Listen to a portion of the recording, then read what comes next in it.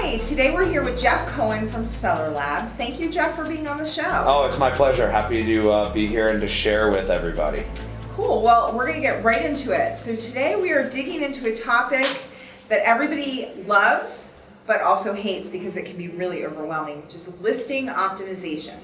So your listing is the catalog entry that is created for your product when you sell it on Amazon. We're going to talk about Amazon listings today.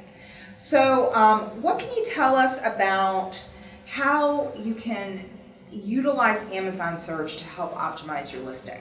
Yeah, I think you have to start that question with understanding what's called A9. So A9 is like the letter A and the letter 9? A. Yeah, the letter A and then 9. A9 is the algorithm that runs Amazon search. So if you go back in the history of the internet, you had internet search engines, right? If you remember back, you had like Excite and Dogpile and Ask Jeeves. Well, A9 was one of the early search engines, and it was the core functionality of Amazon's site. And it has continued to be the core functionality of Amazon's search on the site. And so the best way to understand how A9 works is to read the patents that A9 files. And when A9 files patents, it gives us, there's two indications of what Amazon is trying to do. One is they file patents for the way that the algorithm works or the technology works. Two is the types of employees that they're hiring. Now, I'm personally not smart enough to read patents and understand all of that, but other people are.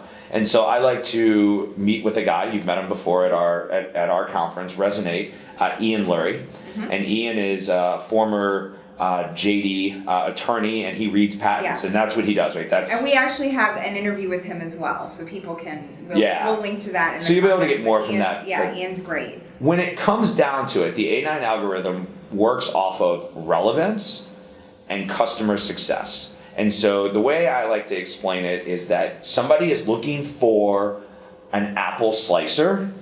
They find results that have to do with an apple slicer. They purchase the product. It tells Amazon that they leave a review. That tells Amazon that they're happy with the purchase that they made. So they had a search term, apple slicer.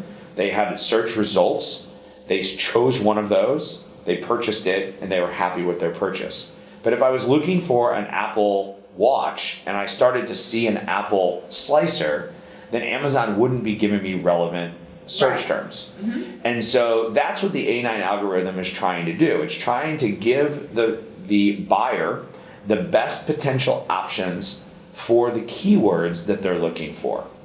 And so as a seller, what we have to understand is how do we, as I say it, feed the beast, right? How do we feed the beast? And the number one way that you control or that you change the placement of your product is by generating sales.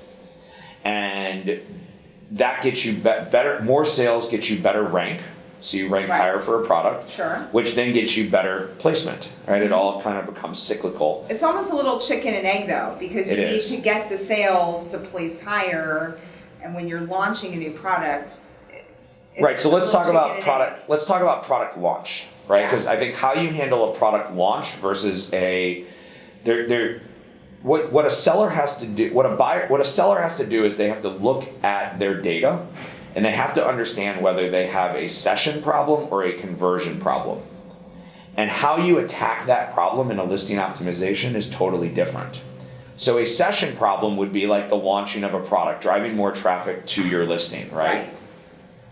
And so if you're trying to launch a product, what I say is that you don't want to go for the super main keyword that's going to be the most competitive for you to get.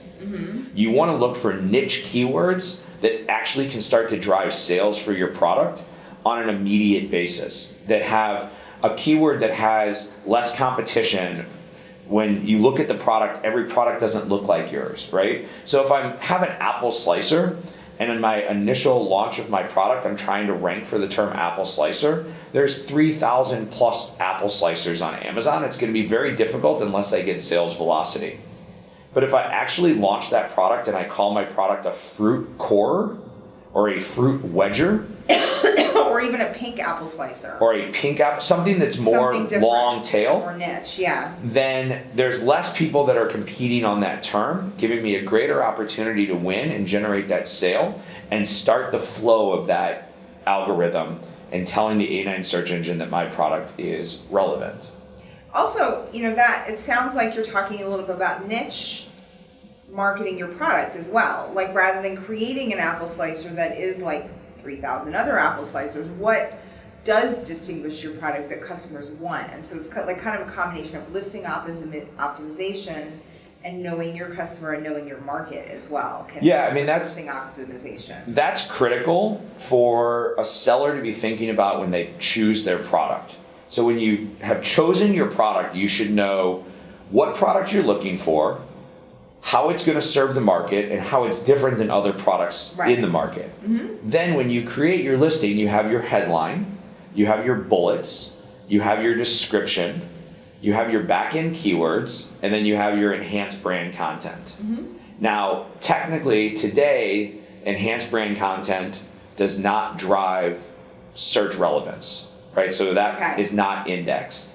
And so what you really want to focus on is the title, because the title is the most relevant. It's going to show up in the search results. It's going to show up and it's going to describe your product. And so it's even, would you say it's even the first like 5 words of the title, right? I think it's the first like 70 characters of the title are the most important. And what I recommend to sellers is look at your product on your web browser. Change your screen size, right? Not everybody has 36-inch televisions for monitors, so look at what it looks like. Or 3 of them, as some of us have, yes. Right. Look at what it looks like on a normal 15-inch laptop monitor. Look at it on a mobile device. Use the Amazon app as well as a Chrome or Safari browser on your mobile device, because the experience is going to be totally different in all of that. And while it affects conversion more than it does ranking, your photos are very important, because your photo is going to be what gives the visual clue between what is being searched for and what the person is looking to buy. Absolutely, and even though photos aren't indexed yet, that is super essential to optimizing a listing. It is. Have really good. Yeah, so you want a tip on that? You want a little tip on that? Yeah, of course I do. Okay, so Amazon recommends that your photos are 1,000 by 1,000.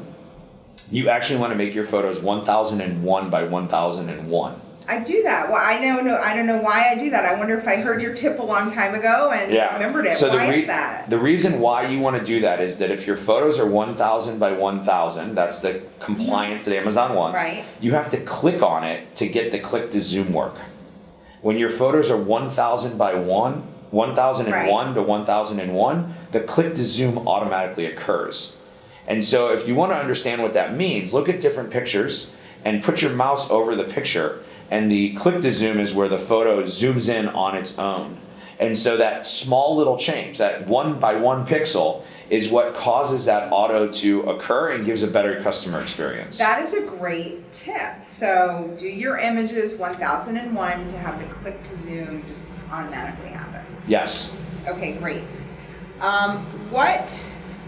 What else is important about photos? Photos, so what I tell people about photos and listing optimization is you want a minimum of 5, and you want to max them out if you can, right? Not everybody can afford to have professional photography and to do all of that, but you want a minimum of 5, and you want lifestyle photos. So people want to see themselves in how they're going to use the product. And so there's 2 different types of lifestyle photos for people to consider. Number 1 is people lifestyle, right? So if you have an apple slicer, show it on a kitchen counter, pushing through an apple with 2 hands, pushing through it. The other is, and you've seen these a lot, where you have the main image of the product and then you have like call out bubbles, right? So you would have a call out bubble showing that it's stainless steel. You would have a call out bubble saying that it's food grade plastic. You would have a call out bubble. And so that becomes a visual representation to a customer to understand the value prop of your product without having to read your bullets and to read your description. But that is you can only do that for secondary images. Correct. So your primary image has to have a white background, and it just has to be a picture of your product, right? It sounds plain and boring, and you'll see people who violate that. I don't recommend that you do. And, you know, it has to be plain and boring because there's a reason for that. And the reason for that is that Amazon wants consistency across their platforms. And when you start with these other images and you start thinking about how they're going to look in mobile and web browsers and tablets and all the different devices we connect to today, they can't control all of that. And so by having the simple white background, it gives a very consistent look and feel for the search that Amazon is looking to drive. So I think it also is a really good way to make sure the customer knows exactly what they're buying. They do, yeah. You want to make it super clear. This is what you get. Yes. What about those images I see a lot where you have sort of that gray background of the person and it shows the scale of your product? Do those really help with optimization? So most of those are auto-generated by Amazon. Oh, okay. Yeah, so most of those are auto-generated by Amazon. They basically are trying to show scale. If you have a product where size matters, let's go there, right? If you have a product where size matters, then you should show size. A great way to show size is to put it relative to something else that somebody knows. So if you're trying to show thickness, show a quarter, a nickel, a dime, or something where somebody can see that, you know, understand the thickness and understand what 1 to 2 millimeters or centimeters is. If you're trying to show feet or something bigger, then you may want to have like a drawn out ruler or something like that, or you have a shoe next to something else, right? Like you want to show something where you're showing a comparison of the size so that they can get an understanding of what they're buying. Because one of the worst customer experiences that you can have is when you buy something and then you open it up and you're like, what is this? And I'll give you an example. So I was buying a foam finger, you know, where you, right? And I almost bought one because it was cheaper until I read into it that it was like a mini foam finger for like a centerpiece. But they didn't do a great job of putting a description or a photo to give me a clear indication that that's what I was going to buy. And it was the #1 complaint as I started reading the reviews was that people were saying, I opened these up and I didn't realize that they were 12 inches. You know, I was looking for, you know, the full size foam finger. So if you have something that's a miniature version, show it. Like as a seller, you don't want returns. You don't want negative feedback. So don't be afraid to share that information up front. And that's a really good, I think, a listing optimization tip too, is look at your own reviews and look at your competitors' reviews to see what are people saying, what are they complaining about, and work that into your product description and photographs. Would you agree with that? So you should have done that during your product research, right? So during your product research, you should be looking at reviews of your competitors' products. I 100% agree with that, because what you want to do is you want to decide and understand what the voice of your product is. Who are you trying to attract? There's a different voice if you're going after a millennial than after you're going after a baby boomer. And so once you understand that and you understand the type of user who's going to use your product and what differentiates your product, you want to use that language. Now, don't copy the review. That's very important. You don't want to take Amazon's review and copy it into your listing. That's a violation of terms of service. The other thing that you can do is what's called a reverse ASIN lookup. Okay, and so what a reverse ASIN lookup does is it looks at your product or your competitor's product and it identifies keywords that they're currently ranking for. So we used the apple slicer before. When you're also looking for what other terms, you might not know that it's also called an apple cutter, an apple wedger, an 8 slicer, a 12 slicer, a 16 slicer, a stainless steel apple cutter. And so when you start to look at your competitor's listing with a reverse ASIN tool, then that's going to give you the details that you need to add other keywords to your listing to help improve the total number of keywords that you're trying to rank for on Amazon. And you guys have a tool that helps people with that, right? We do. We have a tool. It's called Scope, and our Scope tool is a Chrome extension that sits on the Amazon site. So while you're searching on Amazon, you can see what keywords you're ranking for or what keywords your competitors are ranking for. So the ASIN lookup is right there. Now, right now, there are only 2 ways to get a reverse ASIN lookup. Number one is you use a tool like ours. But I always like to share how you can do it without buying a tool. The second way is that you literally just start searching for a bunch of keywords and seeing what products come up. Okay. But the difference is that you have to guess. And so if you're looking for a casserole dish, you might not know that it's also called a baking pan. Right.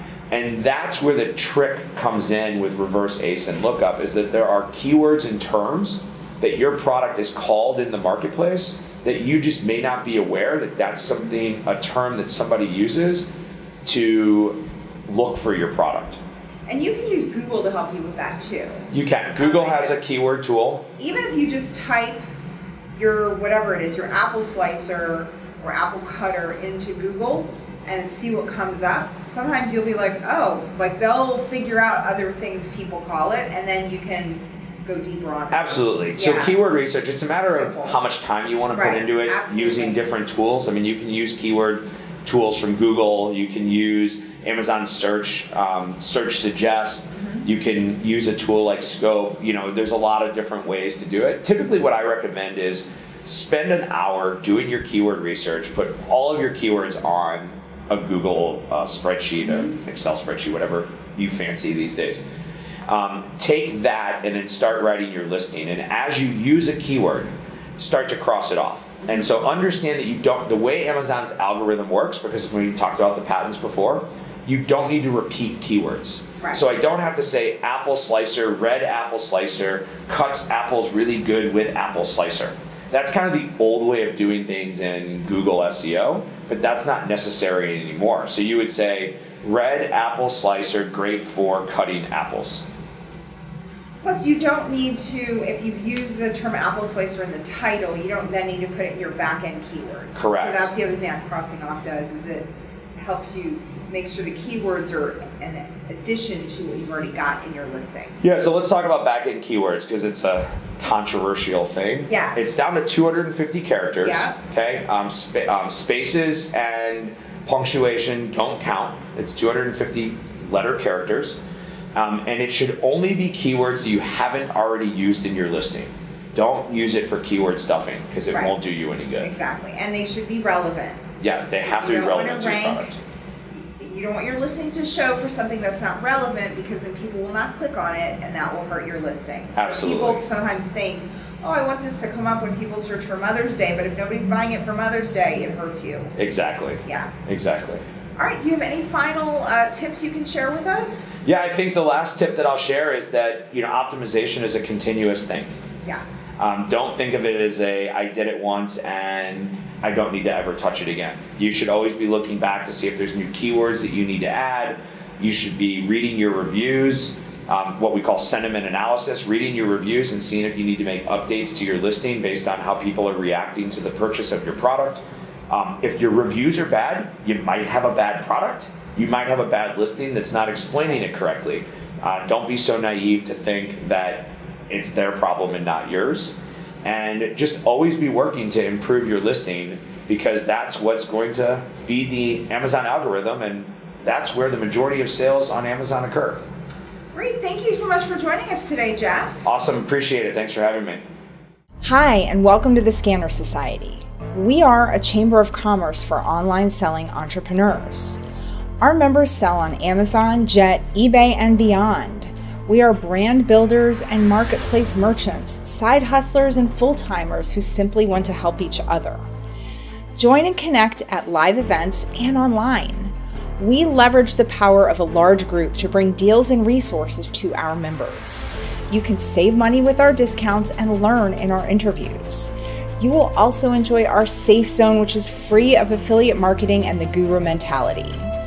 We offer a 60-day money-back guarantee, so join today and become a part of community-connected commerce.